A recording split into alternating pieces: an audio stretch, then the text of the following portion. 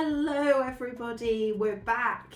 On stage left we have Alexander Wells. and on stage right we have Jenny Harrison, and we're back, Houselight Theatre Reviews, back for another year of bringing you what's best to see at Bristol Old Vic and beyond. So thank you for being here. We've just come back from seeing a play called Lost Atoms at Bristol Old Vic. This was written by Anna Jordan, who also wrote Succession and One Day, so this was very exciting. It was produced by Frantic Assembly for their 30th anniversary, in fact. And it's described as a wild ride through a life-changing relationship, and it's been featured in the Times list of best shows to see this year, and it's also in Lynn Gardner's top 10 plays you shouldn't miss this year. So yeah, should we talk about what we liked about it? Yeah, definitely. So overall, I really loved the play. I thought that both of the actors involved were absolute powerhouses. They had a lot of physical performance that they had to do throughout the piece. And they did all of that amazingly well. The relationship between the two of them was really beautiful, and I was saying to Jen in the interval, I really cared about both of them, and I think for a play that is largely just about the relationship of two people, that's so important to be able that you care about the people that you're watching. Yeah, I also found myself really engaged. It was two actors, as I say. The actors' names are Joe Layton and Hannah Sinclair Robinson, and they played Rob and Jess. And the acting was amazing, and their relationship was very believable as well. I never sort of felt outside of it. I felt very drawn into their relationship and their dynamic. And as Alex said, this was a very physical performance. The staging was really cool. Oh, it was great, really wasn't it? cool. I loved it. It was sort of like the backdrop was quite you thought it was flat at first, but then it very quickly became obvious that actually it was made up of loads of drawers that opened. It was so clever. They were like filing cabinets, weren't they? Yeah, it was like a massive set of filing cabinets, Mm-hmm. and each one of the filing cabinets had different props that they needed throughout the narrative to tell the story. And from an acting perspective, it must have been a nightmare to remember what was in. Yeah. I'm sure when they were rehearsing it, there were a few times where they pulled out the wrong drawer and went, "Well, that's a light bulb, and I need a coffee cup." Yeah, I was thinking that exact thing. The resetting must be such a job. Wow. And they used when the drawers opened up, they used them to step on as well. So there was a lot of playing with levels. And then That must have been hard on your feet as well. Yeah, because they were actually drawers. They had no padding on them. That must have been very difficult. Yeah, and then apart from that, the staging was actually really basic. They had two chairs, but then they were used in different configurations. So it was always quite inventive, and so the staging was basic on the surface level, but so effective.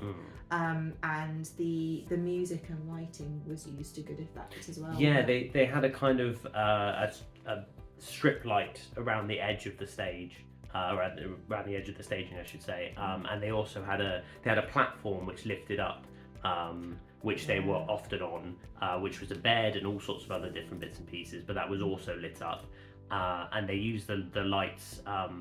Oftentimes to set a mood for the scene, but they also used them for dramatic effect at times, and had bright flashes. So photosensitive people should be aware of that when they go to see the play.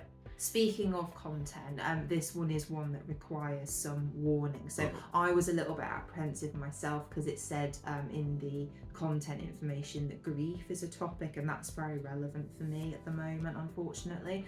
But the main topic that you should be aware of if you go to see this is the themes of miscarriage and loss of children. That's kind of the main topic. So spoiler kind of, but also I would say a necessary spoiler. I think it's important to know in case that's something that you know will upset you. I will also say as well, and this is not a criticism of the play at all, I think of all the plays that we've seen, this play had the most uses of the C word in any play that we've seen. It's not. It's a very funny play at times. It's very. I laughed out loud. Both of us laughed out loud several times. It is very moving, and again, because you care about the characters and they make you laugh, you can relate to them, which is lovely. But yeah, lots of use of the C word. Yeah. Obviously, because we're on YouTube, I'm not actually going to say that word, but I'm sure you all know which word I mean. Yes. Yeah. Yeah, that's a good point actually. Like if that also bothers you, then to note. If it does bother you, have a word with yourself. Anyway, moving on. Yeah, it was a really, really great play. I'm really glad that we got the opportunity to see it. You've got until the 24th of January to go and see it. It's in the main house, and it's 2 hours 20 minutes including the interval, so it is quite long. It's labelled as ages 14 plus, but obviously use your own judgment based on the content. I think it would engage a younger audience, definitely. Yeah. I think the one thing I will say as well, the dialogue is incredibly well written. The way that they spoke to each other, often stepping on each other as they spoke, which is very naturalistic, which is great. But it was very up-to-date language. It felt very modern in the way that it's written, so that was really good. Yeah, it did. Yeah, my only criticism of the play was that the final scene is extremely long. Like for me, it went on a little bit too long, to the point where I was starting to get kind of disengaged from it. But you disagreed, didn't you? You thought it was fine. It held me. But. Yeah, overall, a really good play. I mean, are we still doing stars? Are we doing? I mean, you went rogue on the last video with your star system, but I approved it. Yeah, nice. But yeah, I mean, for me, 5 out of 5. Cool. I would probably give it like a 4 out of 5, assuming that 5 is the maximum, which it often isn't. But if we're working with 5 at the maximum, I would give it a 4, just because. Personally, I like a show when it's got like a bit more laugh out loud moments, but then again, obviously the themes of the play, that's very much a personal thing. But with some of the pacing did drag on a little bit for me, but maybe 4.5 stars would be more appropriate for that. But anyway, very good. Do go and see it if that is a safe topic for you.